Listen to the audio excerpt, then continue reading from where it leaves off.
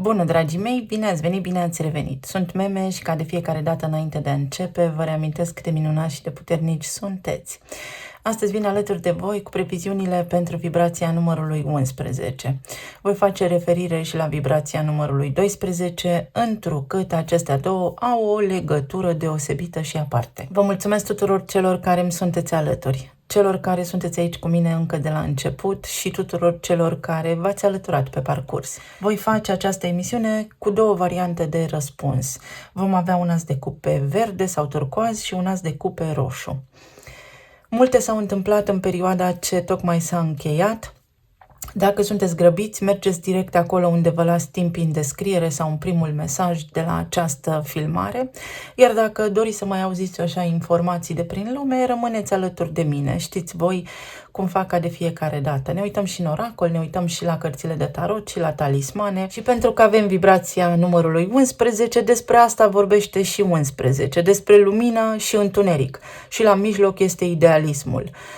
Cu cât ești tu mai puternic, cu atât vei atrage mai mult întuneric. Și atunci este bine să rămâi în echilibru, să faci și tu ce poți, să nu te înfurii, să nu te enervezi. Această vibrație are continuitate în vibrația numărului 12, care înseamnă puritate, discriminare sau orgoliu, vanitate. Păstrează-ți sufletul curat, vezi tu de treaba ta și încearcă să faci bine. Pentru că dacă suntem majoritatea de partea binelui, întunericul se contractă, nu are cum să nu dispară, nu are cum lumea în care trăim noi să se ducă către ceea ce arată acum ca potențial. La nivel astrologic avem tensiuni între Soare și Pluto. Pluto este transformarea. Tu ești soarele, tu ești creatorul vieții tale și asta înseamnă că opui s-ar putea o mică rezistență dezvoltării, direct sau indirect. Asta înseamnă că oriceva din ceea ce vrei tu să faci nu ți iese, ori ești împiedicat. Mai apoi, avem aspecte bune între Venus și Pluto de această dată, care ne ajută așa cumva să lăsăm lucrurile să treacă pentru că suntem înțelepți sau pentru că suntem puternici. Puterea de autocontrol, puterea să ne controlăm propriile noastre emoții. Venus și Pluto vin cu obsesie, așa, vin cu foarte multă intensitate, pasiune, sexualitate, erotism sau cu forță. O forță din aceea magnetică colosală de a atinge scopul, de a face niște lucruri. Ori vin către voi niște lucruri foarte puternic pe care trebuie să le blocați, ori voi aveți puterea să împingeți dorințele voastre către realizare. Avem aspecte favorabile și între Venus și Marte, din nou erotism, relații de iubire. Venus în balanță, Marte în rac, acțiune cardinală, activitate, ce facem, reluăm, nu reluăm, ce facem, ne iubim, nu ne iubim, ce facem astăzi, suntem bine sau nu suntem bine. Nodurile și-au schimbat și ele gradele, sunt la numărul 5, explorare, căutare, ne căutăm menirea, căutăm să înțelegem ce am greșit, ce s-a întâmplat, cum putem îmbunătăți, faptele, acțiunile, viața. Mai apoi avem tensiune între Soare și Marte. Vreau să fac niște lucruri, dar am niște rețineri sau sunt declanșat emoțional. Vedeți cazul meu. Vă activează cineva coarda sensibilă sau evenimentele din jurul vostru sunt acolo puse pentru ca voi să deveniți mai puternici, pentru că vă activează acea coardă sensibilă.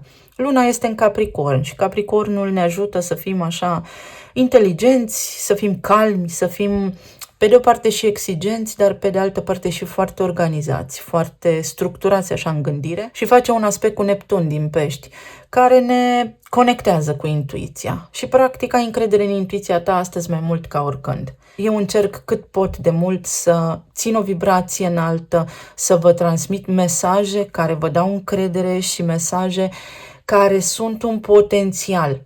Pentru că viața noastră este un potențial de manifestare. Dacă tu faci stânga, nu mai ajungi la librăria din colț care se află în dreapta, ci la magazinul de legume. Cam așa este și viața noastră, prin alegerea noastră. Încep cu asul de cupe verde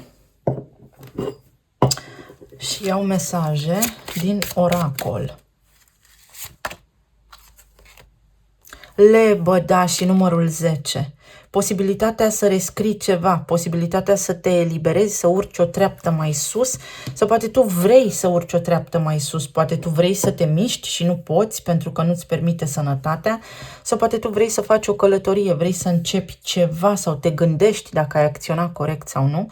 Energia din acest moment îți spune să nu te îndoiești de tine, pentru că pot exista în jurul tău până și oameni, printre cei dragi inclusiv, care să se îndoiască de forța ta. Tu vezi de drumul tău. Lebăda este un nivel superior. Un nivel superior. Și aici este magicianul sau numărul 1, cel care reușește. Și uitați că este și un cod aici, din acela binar, 101. Tu poți scrie, poți rescrie niște evenimente. Poți încerca, nu te da bătut. Foarte importante sunt informațiile la care tu te gândești acum. Voi luați de aici ceea ce rezonează cu voi. Eu vă spun că este o oportunitate. Numărul 11, însemnând negru și alb, este precum tabla de șah sau podeaua din templele masonice.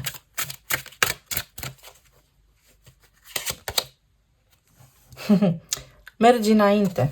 Ai butonul pornit pe on. Mergi, cale liberă, se poate. Te gândești la niște lucruri, nu știi dacă să faci ceva sau nu, nu știi dacă să mergi într-un loc sau nu, nu știi dacă reușești sau nu. Reușești, mergi liniștit.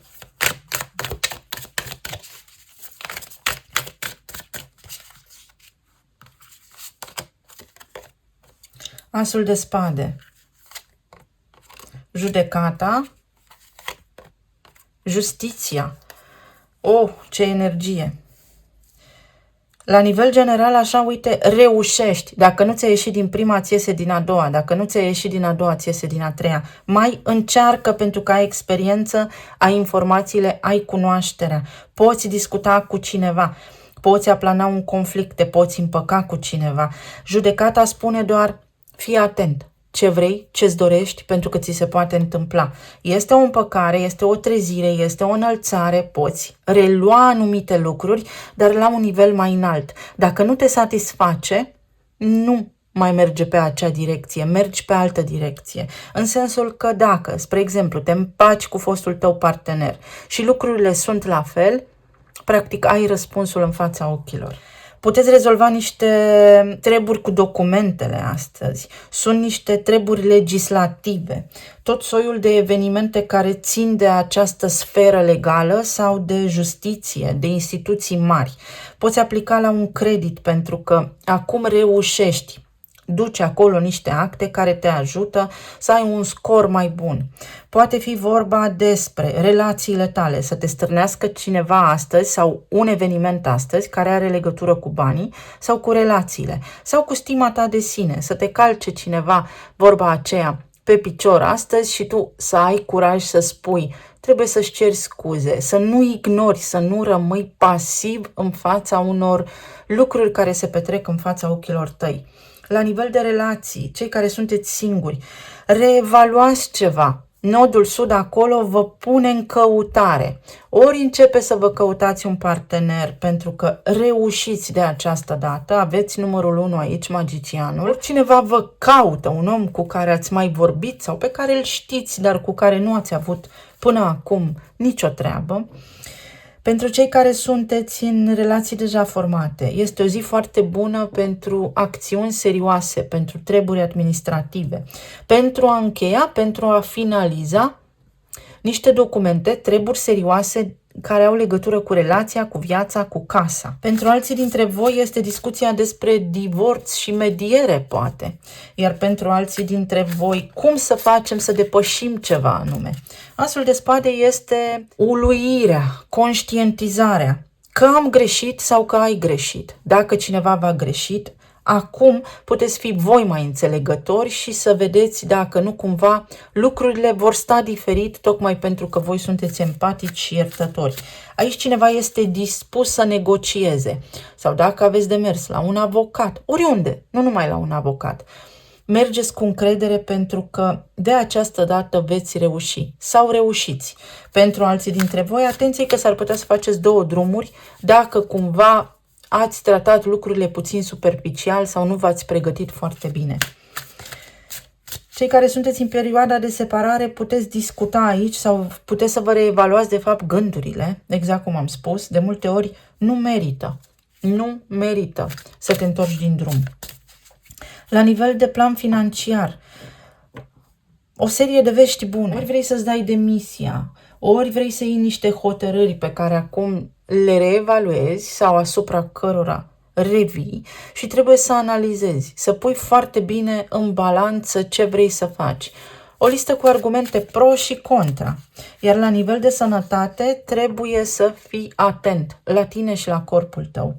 Pot fi aici analize, rezultate de analize pentru care acum trebuie să iei un tratament sau trebuie să ții regim sau trebuie să investești în tine și în corpul tău pentru a fi sănătos. Poate fi vorba despre însănătoșirea sau externarea din spital a cuiva. Este o împuternicire. Să vedem mai departe. Magicianul din nou. Și faetonul. Multe arcane majore. Singura carte, arcană minoră care este aici, care are în mod direct legătură cu voi, este asul de spade. Intenția să stăm de vorbă, mă gândesc serios la niște lucruri și uite că universul lucrează pentru tine. Eul tău supraconștient lucrează pentru tine. Magicianul. Atenție totuși la cineva care s-ar putea să manipuleze informația, puteți descoperi acum, vă puteți convinge dacă ceea ce credeați voi este real sau nu, pentru că vă convingeți cumva că aceste informații pe care voi le aveți sau gândurile voastre sunt reale. Este ceva la suprafață aici. Este o chestiune de echilibrare de karmă sau de justiție. Ori astăzi aveți voi un spirit foarte justițiar și veți face așa dreptate pe unde veți trece voi. Faetonul aduce progres. Progres pentru lucrurile la care ați lucrat deja, dar și progres pentru lucruri noi. Această lună octombrie este importantă pentru toată lumea și are legătură și cu spiritualitatea, are legătură și cu genialitatea și cu modalitatea în care noi toți gândim. Pentru că lumea în care trăim este formată din noi. Noi suntem puterea, noi suntem lumea. Ce manifestați cu magicianul aici? Regele de spade. Luciditate, o discuție. Seriozitate din partea cuiva. Disponibilitatea cuiva să negocieze. Frumoasă energie. A ieșit foarte mult aici vărsătorul ca energie. Avem și racul, avem și balanța, avem și scorpionul, avem și gemenii. Copacul cu bani. Posibilitatea să vă găsiți un nou loc de muncă, să aplicați la un nou loc de muncă, să discutați despre o nouă oportunitate, să discutați despre veniturile voastre la nivel de familie, vă faceți niște planuri de investiție sau de economii, sau ar trebui să ne facem. Poate cineva îți vinde un pont sau îți vine o idee în această perioadă, stând de vorbă serios cu cineva despre următorii pași pe care tu vrei să-i faci. Foarte bună energia, foarte, foarte bună. Asul de spade, despre ce este discuția? Despre viitor, viitorul vostru. Și aici avem numărul 3, numărul 9. Studii, cursuri, oportunități de loc de muncă, discuții care pot implica familia extinsă, frații, discuții care pot implica activități comerciale, vânzare, cumpărare, discuții care pot implica comunitatea, vecinii. Pe de altă parte, discuții care au legătură cu străinătatea, relocarea, procese, acțiuni legale, tot ce ține de credința voastră. Este luminare și veți urca o treaptă mai sus unde nu vă mai ating ciulinii. Să vedem ce ne spun și talismanele.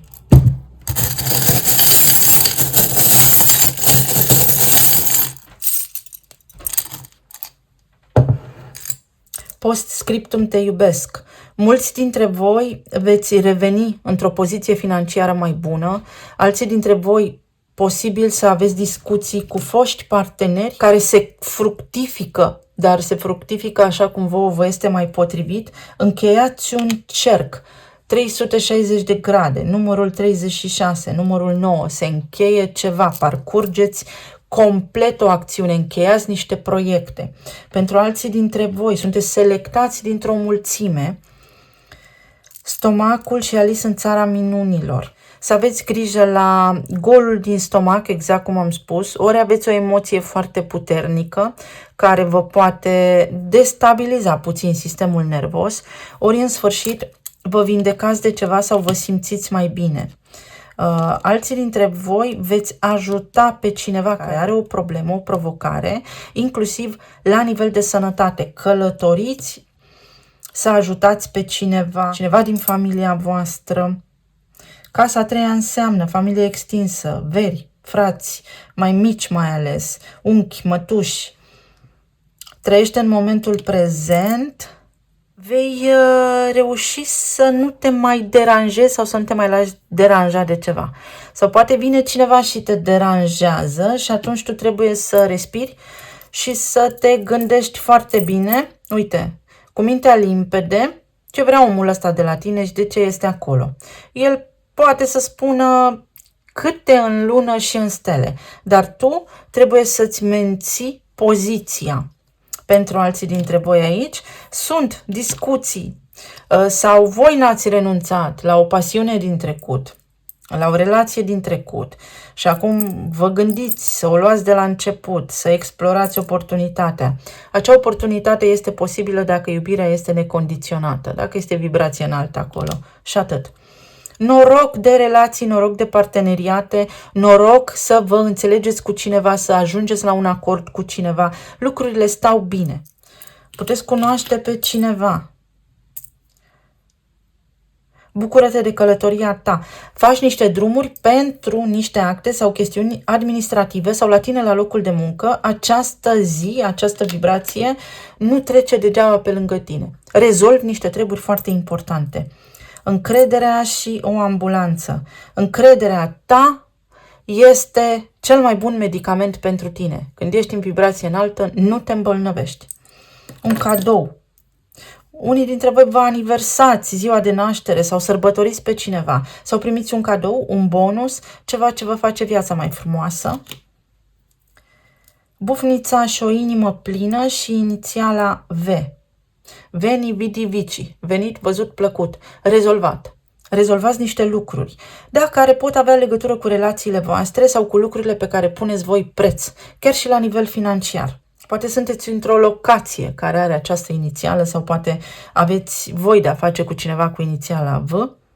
Mai poate fi această energie de aer, vântul, care va duce informații sau va duce pur și simplu oameni în viață.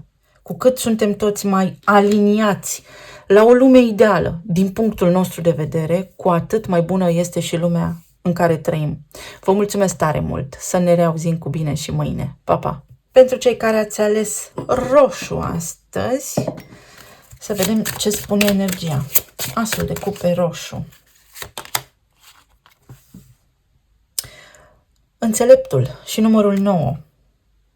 Vei ști cum să rezolvi ceva. Și uite, aici avem și niște pești legat de zona financiară. Aici ai un contract în mână, o reușită, succes la nivel financiar, posibilitatea să închei ceva la nivel financiar, să scapi de o datorie, posibilitatea să ai un alt loc de muncă în cazul în care te îndoiești și ți-ai pierdut încrederea. Și numărul 4, călătorul. Numărul 4 este numărul împăratului, dar este și numărul celui care face. Format din 13 este transformare, format din 22 este cel care construiește. Vei avea nevoie să depui un efort sau să faci niște drumuri pentru a rezolva ceea ce ai tu nevoie. Pe de altă parte, sub numărul 4 găsim administratorii de firmă, găsim medicii, găsim arhitecții, găsim constructorii, găsim tot soiul de specialiști care sunt foarte iscusiți. Ori ai super abilități astăzi să rezolvi ceva, ori găsești în tine pur și simplu forța, pentru că este ca un zid 4, forța să stabilizezi o situație. Cu cât ești mai calm, cu atât stabilizezi mai repede o situație. Calmezi pe cineva sau te calmezi tu. Pe de altă parte, pornești. Ceva începe pentru tine acum, pentru că ai cale liberă. Ai undă verde. Poate fi un contract de vânzare-cumpărare. În curând vinzi un imobil, în curând cumperi un imobil. Poate fi o moștenire, poate fi un partaj, o separare, niște acte care se rezolvă în curând. Acesta poate fi un judecător care îți dă câștig de cauză. Nu ți-a dat? Fă apel. Nu mai există alții, calea înainte este liberă. Pe de altă parte, ori nu trebuie să ții cont de nimeni în luarea deciziilor la care te gândești tu acum, ori este vorba despre faptul că tu singur reușești, ești ales dintr-o mulțime, ori cuvântul tău contează foarte tare, ori s-ar putea să te simți puțin singur, dar chiar și așa, lucrurile ți ies. Mai bine singur decât cu ciulini pe lângă mine. Dacă cumva te simți singur, nu ești singur. Există deasupra ta o putere omniscientă, omniprezentă, din care tu ești parte. Nu ești singur.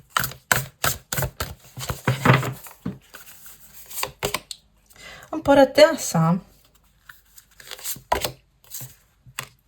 regele de cupe, 4 de spade, te liniștești. Stai liniștit că nu ești singur, stai liniștit că ai în jurul tău oameni care te ajută, stai liniștit că lucrurile ți ies, tot ce ai tu mai de preț, nu pierzi ce ai tu mai de preț. Nu știu ce stres aveți, nu știu cu ce vă confruntați în mod direct, pentru că sunteți foarte mulți, dar energia vă spune să vă liniștiți, vă recuperați, recuperați pe cineva, recuperați ceva. Împărăteasa este și mama, este și soția, este și planul financiar foarte bun. Regele de cupe vine cu o confirmare, este arhetipul peștilor. Până ce ies Saturn și Neptun din retrogradare, voi vă reveniți. Cineva drag vouă își revine. Uite aici, ea marchează bazinul, unde sunt emoții, foarte multe emoții. Dacă suferiți dintr-o anume cauză acum, energia vă spune, vă reveniți, liniștiți-vă, acceptați ceva unii dintre voi. Regele de monede, stabilitate, soțul, soția, eremitul și îndrăgostiții. Și voi aveți foarte multe arcane majore. Acest număr 11 înseamnă lumină, idealism și întuneric. Știți cum este tabla de șah sau podeaua din templele masonice.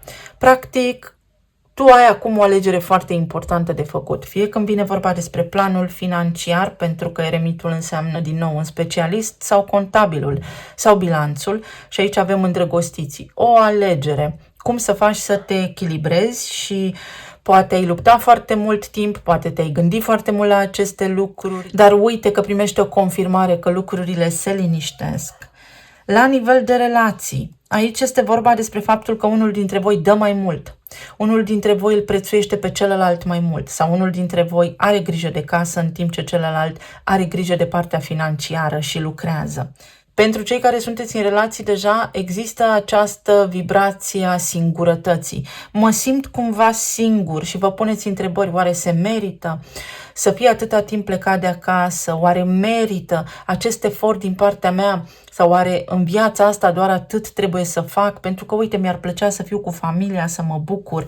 Sunteți foarte mult implicați fiecare dintre voi în activitățile voastre cotidiene, în rutina voastră și ajungeți să stați de vorbă prea puțin sau doar noaptea în somn, cum ar veni, în vis.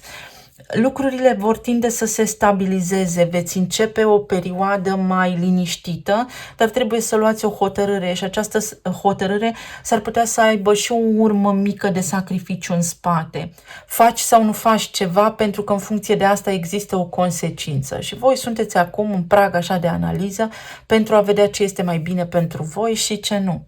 Cei care sunteți singuri puteți cunoaște un om foarte, foarte stabil, care a trecut și prin multe lucruri, care este și stabil la nivel de plan fizic, material, emoțional, care s-ar putea să nu vă pară foarte, foarte deschis și entuziasmat când vine vorba despre relațiile de iubire, ci din contră. Ori ați cunoscut, ori cunoașteți pe cineva care în mod normal nu-și caută un partener, dar veți vedea că lucrurile progresează, avansează pe măsură ce stați mai mult de vorbă și vă cunoașteți mai mult. O persoană singură. Iar pentru cei care sunteți în perioada de separare, fostul sau fosta parteneră pe semne că are pe cineva. Aflați niște informații că are pe cineva, că în această perioadă nu a fost singur sau singură. Ori, mai este vorba despre faptul că fostul sau fosta parteneră, deși v-ați despărțit, deși a plecat, nu are pe nimeni alături, este doar foarte obosit, obosită, prins sau prinsă în viața sa și nu are timp acum sau nu își dorește o relație de iubire. În gândurile sale nu este o relație prioritatea. Să vedem ce înseamnă acest eremit. La ce vă gândiți? 8 de monede. La lucru, sunteți foarte ocupați sau vă preocupă foarte mult planul financiar și modalitatea de a vă îmbunătăți planul financiar, modalitatea de a rezolva niște lucruri. Simțiți că sunteți doar voi în povestea asta. Stați liniștiți. Întreaga planetă se confruntă în acest moment cu tragedii personale, fiecare în funcție de viața proprie. La nivel financiar aici, există posibilitatea de schimbare de loc de muncă, dar care s-ar putea să implice un sacrificiu, delegații, plecări de acasă, mai multe ore lucrate. Sigur că puteți renunța la acel efort suplimentar. Și 4 de spade aduce tot eremitul. Pentru voi, dragii mei, această zi este pentru introspecție, pentru a nu vă lăsa declanșați de ceea ce se întâmplă în jurul vostru. Nu să rămâneți pasivi, ci să fiți foarte corecți. Este o zi corectă cu voi și voi să fiți corecți cu alții. În zona relațiilor de iubire, cei singuri puteți întâlni un om, dar care este mai retras. Ori este el așa într-o sferă din asta mai religioasă. Pur și simplu este o persoană care nu prea comunică și atunci să știți că nu este despre voi, ci așa este această persoană. Cei care v-ați despărțit, vreți să comunicați neapărat. Vreți să comunicați neapărat. Sau această comunicare cere un sacrificiu și tocmai de aceea nu comunicați. Ori contactați voi persoanele acestea, ori vă vedeți de viața voastră pentru că sunteți față în față. Nici voi n-ați făcut ceva anume sau și voi ați tăcut sau și voi ar trebui să vă vedeți de viața voastră. Cei care sunteți în cupluri deja, vin niște bani către voi și ambii veți fi foarte analitici, foarte calculați când vine vorba despre cheltuirea acestora, despre investițiile pe care le faceți. Va fi o decizie foarte, foarte bună care vă va ajuta să dormiți liniștiți noaptea. Aici, clar, avem marcaj puternic pe sănătate și pe odihnă. Ori unii dintre voi aveți unul dintre părinți acum cu ceva provocări medicale, dar se pot vindeca, pentru că începe o perioadă în care vor trebui să ia niște decizii care au legătură cu sănătatea lor, încep niște tratamente, ori unii dintre voi vă mutați împreună cu familia, ori alții dintre voi aveți niște provocări medicale care au urme, care au însemnătate în planul subtil energetic, din pricina familiei. Gâtul, atenție la gât, la glanda tiroidă. Poate aveți frisoane unii dintre voi. Plătim facturile, lucrăm să plătim facturile. Voi sunteți cumva pe o vibrație din asta existențială. Ce este viața? Cum merge viața? Ce fac? M-am săturat, sunt sătul, sunt obosit.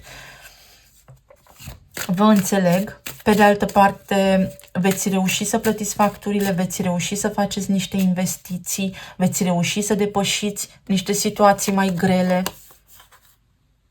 Și multitasking. Fac prea multe lucruri deodată, lucrez prea mult, lucrez foarte mult, lucrez pentru alții. Sistemul acesta care este construit este disfuncțional și va cădea în curând. La noi, pe planurile acestea mioritice, sau cel puțin în Europa, cred că schimbările vor apărea începând cu 2027. Mesaje, discuții care au legătură cu banii, discuții serioase cu partenerul de viață. Poate el câștigă mai puțin și este îngrijorat și este necăjit pentru că voi aduceți mai mulți bani în casă și se gândește cum să facă, să suplinească. Poate unii dintre voi stați acasă cu copiii și partenerul de viață lucrează, sau poate ar trebui să faceți ceva în plus pentru a aduce venituri în plus. Și cățelul, un prieten bun, loial. Vă găsiți un loc de muncă stabil unde oamenii sunt corecți, unii dintre voi. Alții dintre voi aveți în jurul vostru niște prieteni care vă ajută. Este aici posibilitatea să faceți o schimbare și este o schimbare bună pe care o puteți menține o lungă perioadă de timp. Cei care v-ați despărțit, să știți că omul acesta are o treabă proprie de realizat în această viață, este pe drumul său, nu are neapărat legătură cu voi despărțirea. Este felul lui de a fi, este viața sa. Acesta este mesajul.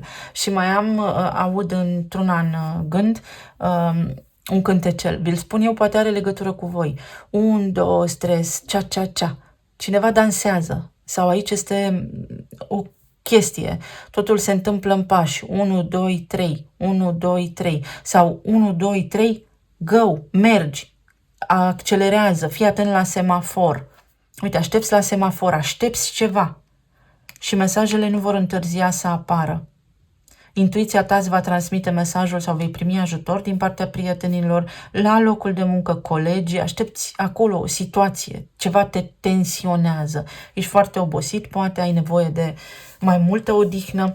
Să vedem ce ne spun și talismanele.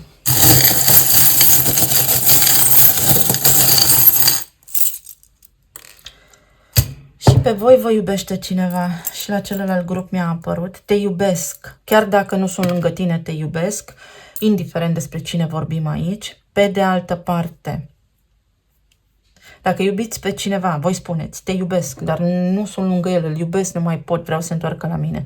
Dacă iubirea este de vibrație înaltă, lăsați omul acela să-și trăiască viața, iubiți-l de la distanță. Asta înseamnă iubirea adevărată. Înțeleg că are nevoie de alte lucruri. Uite, aici spune, spre deosebire de celălalt grup, încerc. Mi-am dat seama că te iubesc, cât timp am fost singur sau singură și vreau să încercăm ceva. Promit de această dată niște lucruri. Atenție, pentru că, deși promite pentru unii dintre voi că este corect și cinstit, aici este Moș Crăciun. Și noi nu mai credem în Moș Crăciun, știm că este o păcăleală. Poate fi pentru unii dintre voi și acest aspect. Pentru alții dintre voi, dați-vă un timp să încercați până de sărbători și să vedeți. Nu vă gândiți prea mult sau vă gândiți, vă răzgândiți, dar uite farul, veți vedea ce aveți de făcut prin semne, prin acțiuni, prin cuvintele spuse de cineva anume.